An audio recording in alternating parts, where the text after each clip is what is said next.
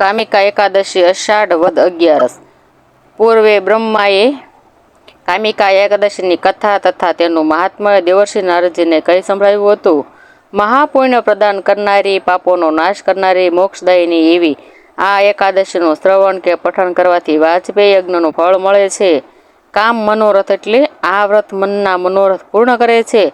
આ દિવસે વિષ્ણુ પૂજનનો મહિમા વિશેષ છે. વિષ્ણુનું અર્ચન પૂજન કરવાથી જે ફલશ્રુતિ થાય છે તે ગંગા, કાશી, ગયા, પ્રયાગ, પુષ્કર, હરિદ્વાર વગેરે તીર્થોના પુણ્ય કરતાં પણ અધિક છે.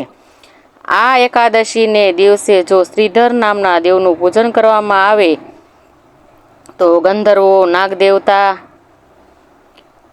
સર્પ વગેરેનું પૂજન કરવાનું પુણ્ય મળે છે અને સુખ શાંતિ મળે છે. ભૂમિદાન અને દૂધની ગાયનું દાન કામિકા એકાદશીના વ્રત સમાન છે. આ વ્રત કરવાથી સદગતિ થાય છે. કનિષ્ઠ યોનિમાં જન્મ ધારણ કરવો પડતો નથી અને યમદૂતો વ્રતધારીથી દૂર રહે છે અને જીવતર સફળ થાય છે. તુલસી પત્ર દ્વારા ભગવાન શ્રી હરિનું પૂજન કરવાનો મહિમા વિશેષ છે. તુલસી દલથી વિષ્ણુનું પૂજન કરનારને અધિક ફળ મળે છે.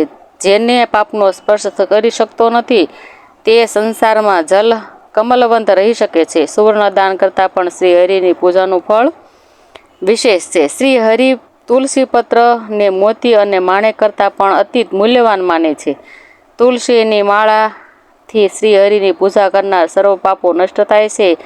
તુલસીને પ્રણામ કરી પાપ નાશ પામે છે. તેના સ્પર્શથી દેહ પવિત્ર બને છે અને રોગમુક્ત થવાય છે. જલ સિંચન કરવાથી યમનો ભય દૂર થાય છે અને વિષ્ણુ લોકની પ્રાપ્તિ થાય છે. બોલો કૃષ્ણ કનૈયા લાલ કી જય.